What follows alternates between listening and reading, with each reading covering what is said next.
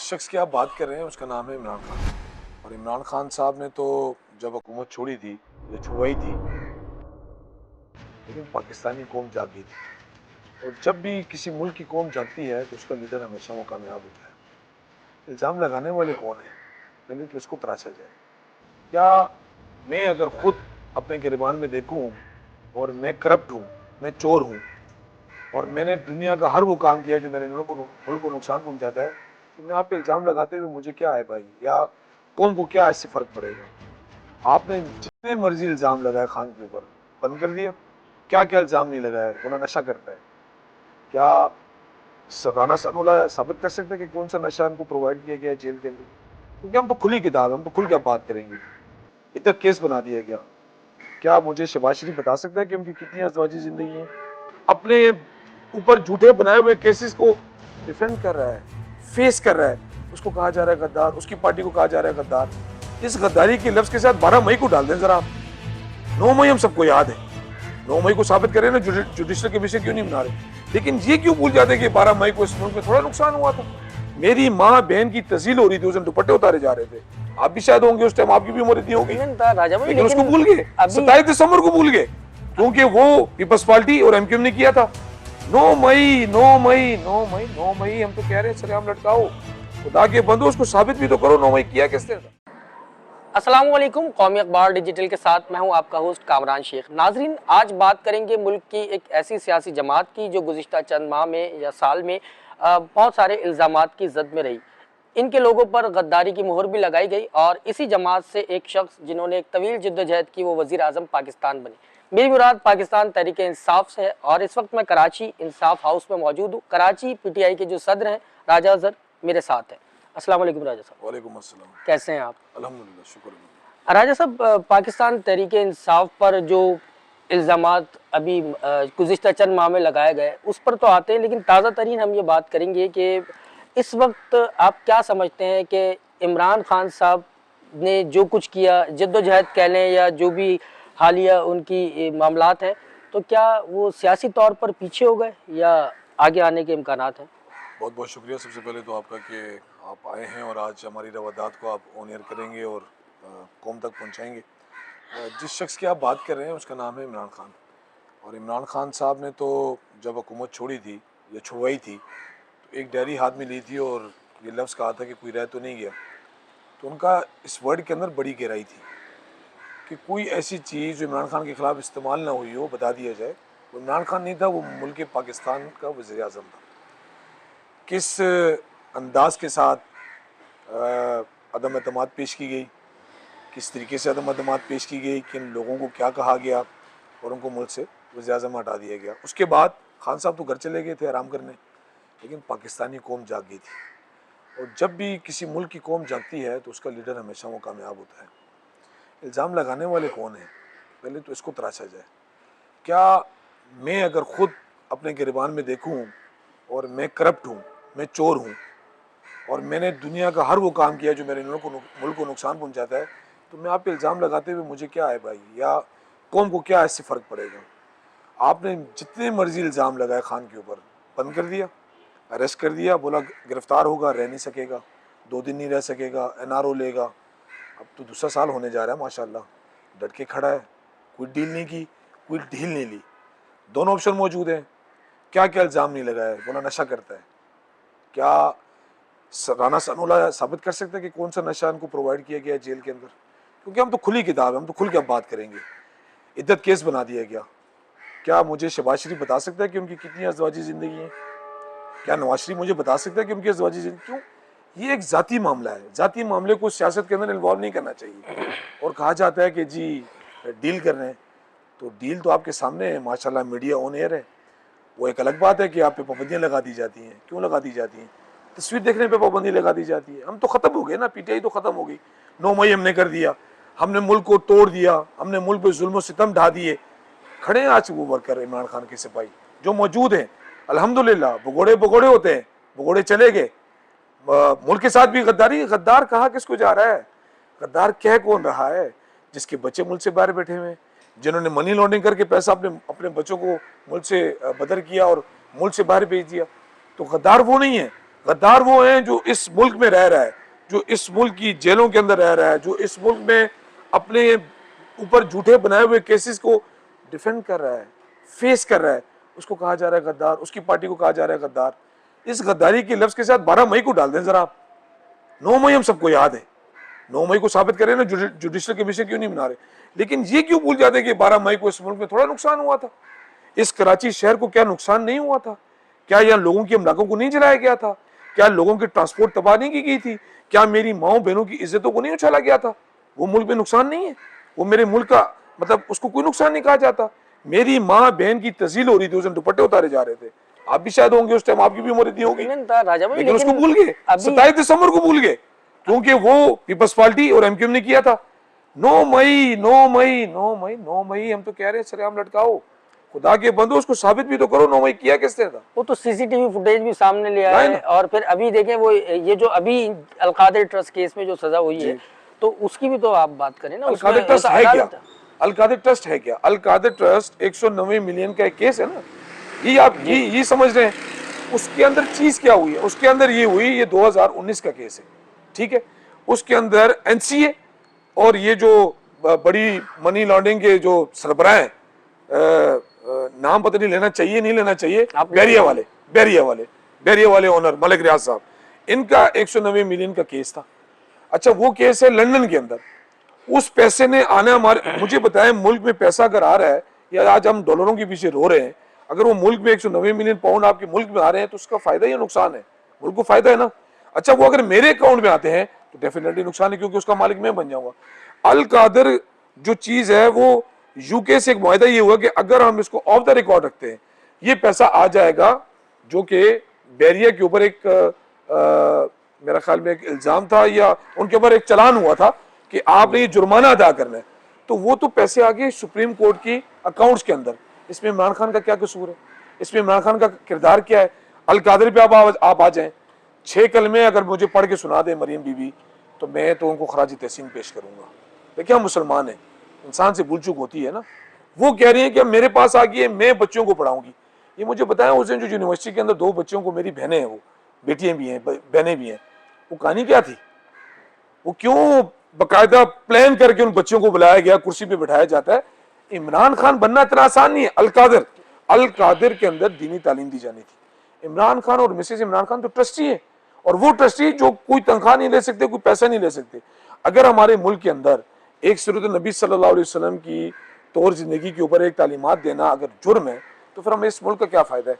ये मुल्क ला इलाहा इल्लल्लाह की बुनियाद पे बना है, तो अल कादिर बनाना जुर्म क्या है? राजा साहब, ये सारी इमरान खान साहब की चाहत है। आप जेल भी चले गए, आपने यहाँ मारे भी खा ली, पिट भी गए, और कितनी चाहत है आपकी खान साहब के? देखिए, मोहब्बत तो है उस शख्स से, उसकी वजह है ना। देखें, उसने अपने बीवी कुर्बान कर दी, उसने अपने बच्चे कुर्बान कर दिए, उन्होंने मुल्क कुर्बान कर देता ना, चला जाता बाहर की जिंदगी अपने एंजॉय कर रहा होता।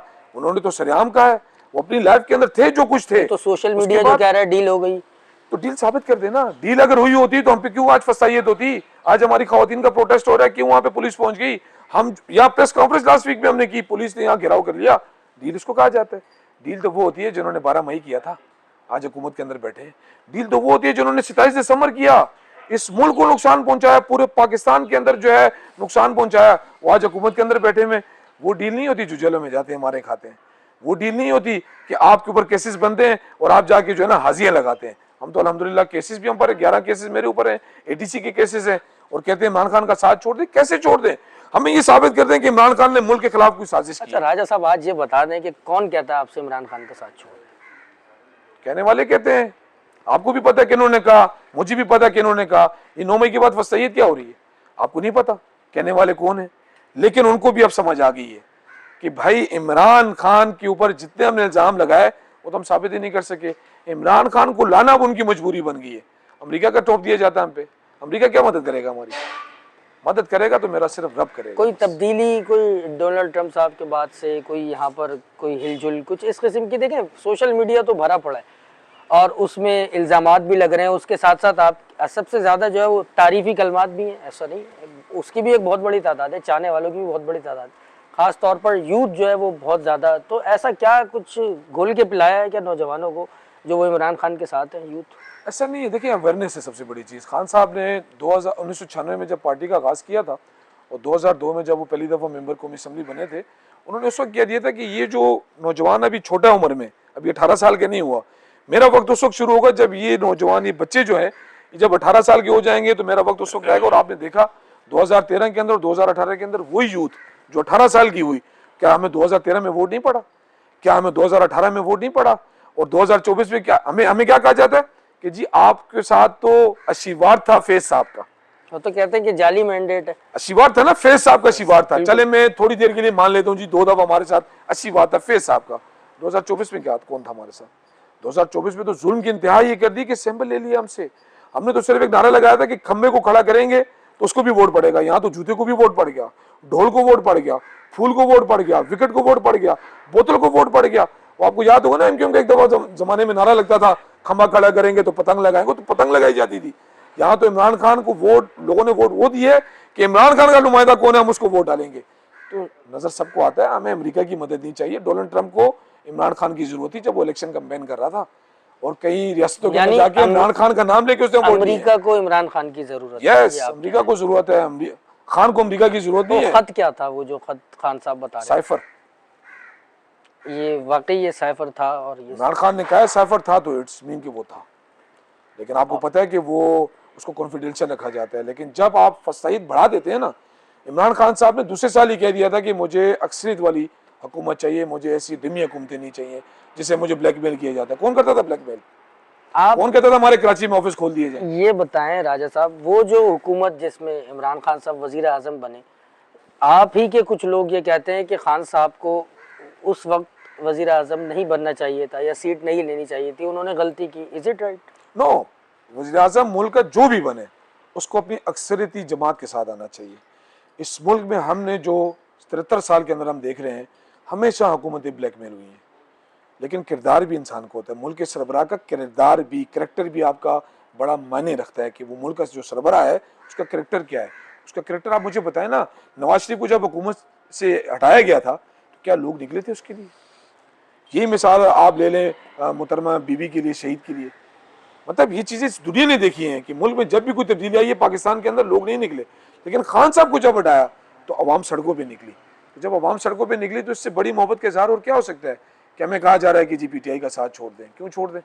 इसका मतलब ये है कि खान साहब ने यहीं रहना है और यहीं सियासत करनी है, वो कहीं नहीं जाएंगे। इंशाल्लाह जी, इमरान खान साहब ने यहीं रहना है, यहीं थे, यहीं रहना, और इंशाल्लाह अगले वज़ीर आज़म इमरान खान साहब आप देखेंगे इंशाल्लाह इस मुल्क की, पाकिस्तान का। मौजूदा जो सियासी सूरत हाल है कराची की, एक शिकवा कराची वाले इमरान खान साहब से ये भी करते हैं कि उन्होंने कराची पर तवज्जो नहीं दी। आपका ताल्लुक भी कराची से था, मेंबर सूबाई असम्बली रहे और भी बहुत सारे लोग थे, क्यों नहीं दी तवज्जो कराची? बिल्कुल जी, मैं इस बात को एडमिट करता हूँ कि पाकिस्तान तहरीक इंसाफ ने वो जो कराची को मैंडेट दिया है, कराची ने जो मैंडेट दिया है पाकिस्तान तहरीक इंसाफ को, हम उनकी आवाज़ नहीं बन सके, लेकिन बावजह मजबूरी 9 मई के बाद हमारा तो जीना महाल किया उन लोगों ने। जो प्रोग्राम हम करते हैं, जो प्रोटेस्ट करते हैं, हमें पुलिस के आड़ों हाथों लिया जाता है, डाले आगे खड़े कर दिए जाते हैं। अच्छा, वो डाले भी हमें नहीं पता होते पुलिस वाले की, हमें कहा जाता है जी कि डाले आगे खड़े हो गए। इस पुलिस ने हमारे उन इदारों को भी बदनाम करके रख दिए। मुझे बताया जाए पुलिस को ला कानूनियत करनी चाहिए या नहीं करनी चाहिए? आप कानून के अंदर रहते हुए पाबंद हैं हर उस सियासी जमात का जो रजिस्टर्ड है, उनको तहफ़्फ़ुज़ फराहम करें, क्योंकि हमारा प्रोटेस्ट हमारा राइट है। लेकिन आपको ये भी पता होना चाहिए आजकल जो सियासी मंजन बेच रही है वो एक ही जमात है। उसको तो शारा फैसल भी इजाज़त मिल जाती है, उसको CVO के ऊपर भी इजाज़त मिल जाती है प्रोटेस्ट करने की, उसको मज़ार कायद भी इजाज़त मिल जाती है बगैर NOC के, उसको बिलाउल हाउस के बाहर भी इजाज़त मिल जाती है, लेकिन वो किरदार अदा नहीं कर सकी जो उसको करना चाहिए था। तो पाकिस्तान तहरीक इंसाफ की गलती ज़रूर थी, क्योंकि बवजह मजबूरी के हमें नहीं आने दिया जा रहा था। इंशाल्लाह अब हमने इरादा किया है, हम अपने लोगों को जोड़ रहे हैं, खौफ की फ़िज़ा को ख़त्म कर रहे हैं, फसाइयत का ख़ात्मा करने जा रहे हैं, फेस करने जा रहे हैं, और कराची के इशूज़ के ऊपर इंशाल्लाह आप देखेंगे कि जो भी इशूज़ हैं, बच्चों के मामलात हैं, स्ट्रीट क्राइम्स के मामलात हैं, रेजनियाँ हो रही हैं, बच्चे अगवा हो रहे हैं, महंगाई का सबसे बड़ा इशू है, सेवरेज के मामलात हैं, इंशाल्लाह हम अपने बलदियाती नुमाइंदों के तवज्जुह से भी और हमारे जो पार्लिमानी नुमाइंदे हैं उनके ज़रिए भी आवाज़ उठाएंगे, बुलंद करेंगे, तो सड़कों पे भी इंशाल्लाह हम निकल कर कराची की आवाज़ बनेंगे। PTI के बारे में कहा जाता है ये कराची में मिनी MQM बनना चाहती थी, ये बात, इस बात में किस हद तक सदाकत है, और क्या एमक्यूएम की तर्ज पे कराची में पीटीआई ने कोई काम किया? देखिए एमक्यूएम तो नाम ही था एक, नाम हटने के बाद तो एमक्यूएम ख़त्म हो गई, फिर एमक्यूएम पाकिस्तान बना दी गई, और उसके बाद आपके 2018 में इलेक्शन हुए तो आपके सामने रिजल्ट है, फिर बल्दियात के इलेक्शन में बैकआउट कर दिया। तो हमें एमक्यूएम बनने की क्या ज़रूरत है। हम ये ज़रूर कहते हैं एमक्यूएम अगर मुसल्ला ना हो तो एक अच्छी जमात है, उसमें पढ़े लिखे लोग हैं, लेकिन उसका मतलब ये नहीं है कि हम एमक्यूएम की कॉपी करने लग जाएंगे। पाकिस्तान तहरीक इंसाफ का अपना नज़रिया है, एमक्यूएम का एक अपना नज़रिया है। अगर लोग एमक्यूएम को पसंद कर रहे होते तो 2018 में वोट पाकिस्तान तहरीक इंसाफ को न पड़ता। उसके बाद बल्दियाती निज़ाम के अंदर एमक्यूएम बैकआउट न करती, पाकिस्तान तहरीक इंसाफ ने बाकायदा इलेक्शन कंटेस्ट किया। वो एक अलग बात है फॉर्म 13-14 किसको मिला, लेकिन कंटेस्ट किया बाकायदा। और आप देखेंगे एमक्यूएम तो, मुझे लग रहा है कि एमक्यूएम के देना बड़े कम रह गए। अब सियासत पाकिस्तान तहरीक इंसाफ और जमात इस्लामी की कराची में हो गई। जब आपका दौरे हुकूमत था तो एमक्यूएम को क्यों आपने, जब एमक्यूएम में इतनी बुराइयां और खामियां थी, तो एमक्यूएम को ही हुकूमत का हिस्सा बनाया, शामिल किया, किसी के कहने पे किया? देखिए ये तो जब भी इस मुल्क का ये दौर दुरानिया रहा है कि जब भी कोई हुकूमतें बनती हैं तो साथ अलाई जो है ना लाजमी जोड़ दिए जाते हैं। वो कौन जोड़ता है वो मेरे ख्याल में आपको भी पता है, हमें भी पता है। इसीलिए हम कहते हैं कि बात उनसे की जाए जिनके पास पावर है। अब अलायंस बनना बुरी बात नहीं, अच्छी बात है, अलायंस होने चाहिए, इत्तेहाद मजबूत होना चाहिए, लेकिन आप उनके साथ इत्तेहाद करें जो मुल्क के फ़ायदे के लिए सोचें, जो अपने ज़ात के लिए या अपने बैंक अकाउंट्स के लिए ना सोचें। एमक्यूएम का खात्मा जो हुआ है वो इसी वजह से हुआ है। उन्होंने बोरीबंद लाशों के ऊपर सियासत की, उन्होंने स्ट्रीट क्राइम्स के ऊपर और भत्ते के ऊपर सियासत की, लोगों के अंदर अवेयरनेस आई। आज एमक्यूएम के जो वोटर्स हैं वो इमरान खान के साथ खड़े हैं, क्योंकि उनको बहादुर, निडर, ईमानदार लीडर चाहिए, उनको करप्शन से पाक लीडर चाहिए, जो इमरान खान के अंदर क्वालिटियाँ हैं। इमरान खान मेरे घर में राशन तो नहीं डालता ना कि मैं इमरान खान का जीतगार हूँ, इसीलिए कि उस शख्स के अंदर ये क्वालिटीज़ हैं। वो बिका नहीं है, वो झुका नहीं है सिवाय अल्लाह के, वो डट के खड़ा अपने मुल्क के लिए और अपने मुल्क के आइन और अपने मुल्क की पासदारी के लिए खड़ा, और इंशाल्लाह खड़ा रहेगा। ये कहा जाता है जेल से बैठकर जो है वो पैगामात जारी करते हैं, और उन पैगामात में जो है वो ये भी होता है कि फसाद कर दिया जाए, हंगामा आराई कर दिया जाए। और 9 मई की उन्होंने जो है वो जो वीडियो सामने आई, उस वीडियो में बाकायदा एक एक क्लिप को दिखाया गया कि ये देखें जी, ये तहरीक इंसाफ के रहनुमा हैं, ये रुकन है। तो अब आप किस तरह, मतलब 9 मई से इनकार आप लोग? देखिए खान साहब की तो पहले दिन से जो तरबियत है, मैं उस पर 1-1 अमल हूँ, और वो हमेशा अमन का साथ देना है। अमन के साथ जो भी काम करना है आपने अमन अमान का बड़ा ख्याल करना है। मुझे पता है 9 मई से पहले आप कराची के अंदर माशाल्लाह खुद एक सहाफ़त से आपका ताल्लुक़ है, आपने कभी सुना कि पीटीआई का कोई प्रोटेस्ट हुआ और उसमें कोई नुकसान पहुंचा हो, कोई गमला टूटा हो, कोई शीशा टूटा हो? जब 9 मई से पहले नहीं हुआ तो 9 मई के बाद 9 मई को क्यों करेंगे हम? हमें ये चीज़ें करने से फ़ायदा। आप कराची के अंदर मौजूद है जब 9 मई को हमने यहाँ प्रोटेस्ट किया था, हमारी ख़वातीन के ऊपर प्लान करके। अभी हमारी नेगोशिएशन चल रही है, हम बैठे हुए 4 FSL पे नेगोशिएशन, बातचीत चल रही है, उन पुलिस वालों को ढूंढा जाए जिन्होंने हमारी ख़वातीन के ऊपर लाठी चार्ज किया। जब लाठी चार्ज किया रद्द-ए-अमल ज़रूर आया। रद्द-ए-अमल ये नहीं आया कि उनको ऊपर हमने अटैक कर दिया, रद्द-ए-अमल ये आया शोर शराबा किया, हल्लड़बाजी की, और हम अपनी साइडों पे हो गए। 9 मई को यहाँ कराची में क्या नुकसान पहुंचा था? ये शर्जील इनाम मेमन जो है बैठ के चैलेंज कर रहा है, मैं उसके चैलेंज को कबूल करता हूँ। वो साबित कर दे कि जिनके नाम आपने टीसी में डाले हैं उन्होंने बस जलाई, साबित करें, वो साबित करके दिखाएं। खुदा की कसम मैं आज ही लटकने के लिए तैयार हूँ अगर हमने वो बस जलाई है। कहाँ है वो अली जैदी साहब? कहाँ है? वो तो सिंध के सदर थे, वो कैसे बरी हो गए? कहाँ है आफ्ताब सिद्दीकी साहब? कराची के सदर थे, वो कैसे बरी हो गए? आपके पार्टी छोड़ दें तो हम जो है वो दूध के धुले हुए, पार्टी के अंदर है तो हम जो है ना मुजरिम भी हैं, मुलजिम भी हैं, हम जो है ना ATC के मुकदमात भुगते हैं। साबित करें ना। ये तो नाइंसाफी है। जो उस वक्त कराची का सदर था वो जिम्मेदार नहीं है, जो उस वक्त सिंध का सदर था वो जिम्मेदार नहीं है, और वो वर्कर बेचारे, निहत्ते वर्कर जो रोडों पे निकलते हैं, जो हर पार्टी की कॉल के ऊपर निकलते हैं, वो सारे जो है ना वो मुलजिम बन गए और मुजरिम बन गए। ये इंसाफ हमें मिलना चाहिए और मिलेगा इंशाल्लाह, क्योंकि हमें पता है हमारे केसेस के अंदर कोई मवाद ही नहीं है, और वो इंशाल्लाह बरी जमा होंगे, बाइज्जत बरी होंगे इंशाल्लाह। कहा ही जाता है कि बहुत सारे लोग जो हैं वो आपके साथ, वो सियासी नहीं है, वो मुंतशिर दिमाग हैं, वो सियासी नहीं है, इस वजह से उनको हडल्स आते हैं, और इस वजह से वो कोई प्रोटेस्ट करने जाते हैं तो उनको कई गलतियां कर जाते हैं। तो आपके साथ बाकायदा तरबियत का कोई ऐसा आपके यहाँ है पाकिस्तान तहरीक इंसाफ के तहत कि कारकुनान की, उनकी तरबियत की जाए? देखिए मैं आपको एक थोड़ा सा पीछे ले जाऊँ, मैं आपको एक वाक़या बताता हूँ उससे रिलेटेड। खान साहब 2004-5 की मैं आपको बात बता रहा हूँ कि जब वो यहाँ आए थे, आपको पता है उस टाइम बड़े खौफनाक हालात भी थे, मुशर्रफ साहब का ज़माना था मरहूम का, और हमने खान साहब से रिक्वेस्ट की कि हमें एक लाइसेंस याफ्ता असला चाहिए। ठीक। आप यकीन करें, अल्लाह पे मैं वुज़ू में हूँ उस टाइम, खान साहब ने सख्ती से हमें मना कर दिया कि कोई ज़रूरत नहीं है असला लेने की, ना बगैर लाइसेंस का ना लाइसेंस का, क्योंकि जब आपके पास वो चीज़ होगी और जब कभी आपको गुस्सा आएगा, आप एक काम अपना करेंगे, 10 काम आप किसी और के लिए करेंगे। मैंने उस दिन से उस बात को पे किया हुआ, मेरे पास आज दिन तक असला नहीं है। मुझे ये बताएं, अगर हम इंतशारी लोगों के साथ सियासत करेंगे तो क्या फ़र्क है सबका जमात के अंदर, मैं उसको सबका कहूँगा, और हमारे अंदर। कराची के लोगों ने वोट इसलिए नहीं दिया कि हम जो है ना दहशतगर्द जमात बने, या हम बते लेने लग जाएं, या हम बोरियामंद लाशों की सियासत शुरू कर दें। कराची ने हमें मैंडेट इसलिए दिया कि हमारे अंदर पढ़ा लिखा तबका है, वेल एजुकेटेड तबका है, हमारे उम्मीदवार जो हैं वेल एजुकेटेड हैं, और उनका जो लीडर है वो वेल एजुकेटेड है, जो नौजवानों पर मुनसर करता है कि हमारा मुल्क जो है वो यूथ के ऊपर चलता है। इस मुल्क को अगर बचाएगा तो वो यूथ के ऊपर मुनसर है कि हमारी यूथ जो है ना इस मुल्क के लिए निकलेगी और इस मुल्क के अंदर बेहतरी लाएगी। और वो आपने देखा, तो ये इल्ज़ाम लगाने वाले मैंने कहा ना है कौन लोग हैं, पहले आप पे भी दहशतगर्दी का इल्ज़ाम लग गया था, आप जी। कहते हैं वेपन नहीं है, इल्ज़ाम तो आप पे भी मैंने लग गया। कहा ना कि 11 ATC के मुकदमात हैं और हम भुगत रहे हैं, फेस तो कर रहे हैं, कराची में रह रहे हैं। जुल्म और सितम जब बढ़ा देते हैं तो मजबूरी है, इनके हाथ इसलिए नहीं लगते कि फिर आपको पता है वो हाथ लगाने की बात क्या करते हैं, लेकिन हम फेस कर रहे हैं, मुकदमात को फेस कर रहे हैं। इंशाल्लाह आज की हमारा ये इंटरव्यू आपको साबित करेगा कुछ दिनों के बाद कि हम बाइज़्ज़त बरी होंगे। इस मुल्क के निज़ाम को चेंज होना चाहिए, इस मुल्क के सिस्टम को चेंज होना चाहिए। मुल्क का निज़ाम आप देखें, 15% का लकब हासिल करने वाला हमारे मुल्क का सदर है, मनी लॉन्ड्रिंग करके अरबों डॉलर मुल्क से बाहर भेजने वाला हमारे मुल्क का वज़ीर आज़म है। और जो बीबी कहती थी कि मेरे नाम पे तो प्रॉपर्टी नहीं, हमारे सूबे पंजाब की वज़ीर आला है। तो फैसला करने वालों को सोचना चाहिए कि कोई और नहीं मिला था इन लोगों के अलावा, इस मुल्क को चलाने के लिए कोई और नहीं मिला था। अब बावक्त मजबूरी है हमारी कि अब हमें सड़कों पर निकलना पड़ेगा और ऐसे हुक्मरान हमारे मुल्क में लाए जाएँ जो इस मुल्क की बेहतरी के लिए सोचें। PTI कराची के आप सदर हैं, अब आगे क्या लाएअमल इख्तियार करेंगे? क्या एहतजाज का सिलसिला वसी करेंगे और आगे बढ़ाएंगे, या कोई और हिकमत अमली अपनाएंगे? देखिए, हमारी हिकमत अमली तो जो है वो एज़ प्रेसिडेंट कराची में आपको बताऊं, जैसे मैंने अभी थोड़ी देर पहले भी आपको बताया, हमारे KMC में जैसे हमारे नुमाइंदे हैं वो अपने बल्दियात के निज़ाम के तहत अपनी आवाज़ बुलंद करेंगे जो भी इशूज़ हैं।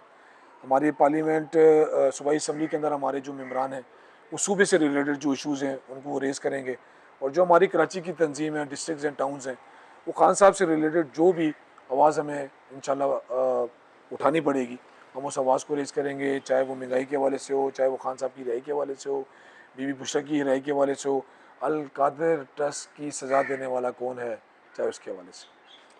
आखिर में ये बता दीजिएगा कि आपको उम्मीद है कि इमरान खान साहब बरी होंगे, और बरी होने के बाद वो क्या करेंगे? क्या दोबारा से जैसे कहा जाता है कि उनको सिर्फ एक कुर्सी की ख्वाहिश थी, तो क्या वो ख्वाहिश कुर्सी की रहेगी? वो सियासत में कोई मुल्क की बेहतरी के लिए काम करेंगे? उससे कतई नज़र ये बात उन सार्फिन की हो रही है जो सोशल मीडिया पर मुख्तलिफ बातें करते हैं, तो क्या उनका क्या होगा आगे? दोबारा इलेक्शन लड़ेंगे दोबारा? देखिए, खान साहब की सियासत तो कुर्सी का मदेरा नहीं रहा। अगर कुर्सी का उनका मदेरा रह रहा होता तो शौकत खानम क्यों मनाते, वो निमल यूनिवर्सिटी क्यों मनाते? उनको तो कुर्सी की ज़रूरत है, उनको तो ऑलरेडी कुर्सी एक मिली हुई अल्लाह ताला की तरफ से। लेकिन इस मुल्क को बेहतर करने के लिए तो हमें लीडरशिप की ज़रूरत तो है ना। खान साहब ने तो जेल में कभी बैठ के नहीं कहा कि मुझे वज़ीर आज़म बनाओ। खान साहब ने ये कहा है, खान साहब निकलने के बाद भी ये करेंगे, चोरी शुदा मैंडेट हमें वापस किया जाए, हमें ना वापस किया जाए। जो चोरी शुदा मैंडेट जिसको मिला है वो फॉर्म 45, फॉर्म 47 आपके सामने है। क्या ये हमारा राइट नहीं है हम 45, 47 के ऊपर बात करें? क्यों नहीं करें? हम तो चाहेंगे कि वो उसी के ऊपर बात करें, और अगर उसके तवज्जो से हमारे वज़ीर आज़म अगर इमरान खान साहब की पोस्ट बनती है, बिल्कुल वो बननी चाहिए। कोरोना के अंदर जिस तरीके से इस मुल्क के वज़ीर आज़म ने जो किरदार अदा किया, मैं समझता हूँ कि अगर हमें 5 से 10 साल का टेन्योर मिल जाता है, 5 साल हमें मिल गए थे, 5 साल हमें और मिल जाते, तो शायद इस मुल्क के कर्ज़ों में भी काफ़ी कमी हो जाती और मुल्क की मैशत जो है वो मैं समझता हूँ कि 2 गुना बढ़ जाती, क्योंकि प्लानिंग होती है हर चीज़ की। इस टाइम तो लोग जो है ना IMF के कर्ज़ों के पीछे पड़े हुए हैं, क्योंकि मुझे नहीं लगता आप ट्रम्प के आने के बाद से वैसे 3 महीने की पाबंदी लगाती आते साथ ही। अब हालात किस तरफ जा रहे हैं, मजबूरी है इमरान खान को लाना, इन सब की मजबूरी है कि इमरान खान आएगा तो इस मुल्क की बेहतरी होगी। देखें, इमरान खान वो ब्रांड बन चुका है। मैं तो अक्सर ये कहता हूँ कि भाई हमने मुल्क के कर्जे को अगर ख़त्म करना है ना, तो जेल की मुलाकात खोल दें और पाकिस्तानियों को मिलने दे दें, आपका कर्जा आधा ख़त्म हो जाएगा। वो ब्रांड बन चुका है, लोग पैसे दे के भी मुलाकात करेंगे उससे। और एक तरफ आप नवाज शरीफ को बंद कर दें, जरदारी को बंद कर दें, और उनके ऊपर मुलाकात लगा दें, इन तीनों को ब्रांड बना दें, इन तीनों को अलग अलग जेल में रखें और इनके ऊपर मुलाकातें शुरू कर दें। फिर आप देखिएगा कि मुल्क का कर्जा किसके ऊपर ज़्यादा ख़त्म होता है। तो फिर मुल्क का कर्जा भी अगर उस शख्स के ऊपर ख़त्म हो, उसको मुल्क का वज़ीर-ए-आज़म ही ना बनते देखें आप, फिर ये जाती है। आखिर में मैं आपसे ये पूछूंगा कि बिलावल भुट्टो जरदारी साहब के लिए कोई एक मशवरा। बिलावल जरदारी साहब, आपको अल्लाह ताला ने मौका दिया है, ईमानदारी के साथ अपने वाकई नाना के नाम को जो यूज़ करते वैसे हो बिलावल जरदारी, लेकिन भुट्टो का लफ्ज़ हटा दो, बिलावल जरदारी बन गए, क्योंकि बाप से हमेशा कास्ट बनती है। बिलावल जरदारी रहो, ख्यालात अपने नाना वाले लेके चलो, इस मुल्क की बेहतरी के लिए सोचो, डमाडोल ना खेलो। अभी थोड़ा इनका लचक पीटीआई की तरफ भी आ रही है। एक नज़रिए के ऊपर रह के अपने इस मुल्क की सालमियत को बेहतर करने के लिए काम करोगे तो तुम्हारी कामयाबी कदम चूमेगी। अगर तुम डमाडोल करोगे, वालिद मोहतरम के नज़रिए पे चलोगे, तो नाकामी तुम्हारे कदम चूमेगी। बहुत शुक्रिया। राजा अजहर, कराची, पाकिस्तान तहरीक इंसाफ कराची के सदर मेरे हमरा मौजूद थे और इनका ये कहना है कि इमरान खान साहब एक ब्रांड है, एक मजबूरी बन चुके हैं, उनको लाना ज़रूरी है और तमाम जो माहौल जो सूरत हाल चल रही है उसमें जद्दोजहद इनकी भी जारी है, कराची की तरफ से भी जारी है और पूरे पाकिस्तान में इस हवाले से जद्दोजहद जारी है। और इमरान खान साहब बरी होंगे, बरी होने के बाद अपनी सियासी जद्दोजहद का एक मरतबा फिर आगाज़ करेंगे और साथ ही साथ ये पुरुमीद भी हैं कि अगर इमरान खान साहब को दोबारा लाया जाता है तो ये जो एक कर्ज़ों के दलदल में पाकिस्तान फंसा हुआ है, एक मुश्किल का शिकार है, तो उस मुश्किल से पाकिस्तान को निकालने का वाहिद हल इमरान खान साहब है। देखते रहिए कौमी अखबार डिजिटल।